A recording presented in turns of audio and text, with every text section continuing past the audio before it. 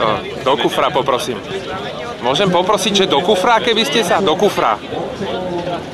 Dobre, čiže na čo sú deťom v puberte rodičia? No, rodičia sú deťom v puberte na to, aby im dávali nejaké morálne vodítko do budúceho života. Na to, aby sa vzájomne zožierali. Aby si robili nervičky. Aby rodičia boli parťaci tým deťom, nie?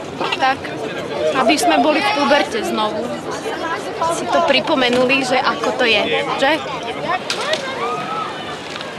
Možno nejaké zákazy? Snažili sa im nejako pomôcť, priateliť?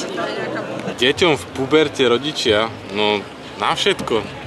Platia im školy a také veci, chlást, tí lepší a hlavne žrádlo. No ja konkrétne som teraz prišla s napečenou bublaninou a deti sa tomu veľmi potešili.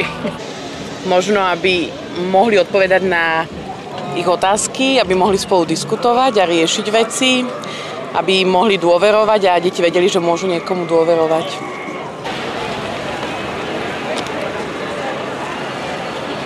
Na nič. A myslím si, že v tomto období rodičia žnú to, čo zasiali v predchádzajúcich rokoch. To znamená, že veľakrát už nedá sa urobiť ako keby nič, ale myslím si, že stále je šanca, že im môžu dať najavo, že ich majú radi. A to je asi možno to najdôležitejšie. Pre lásku. Pre lásku.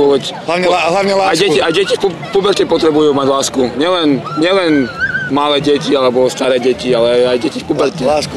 Láska.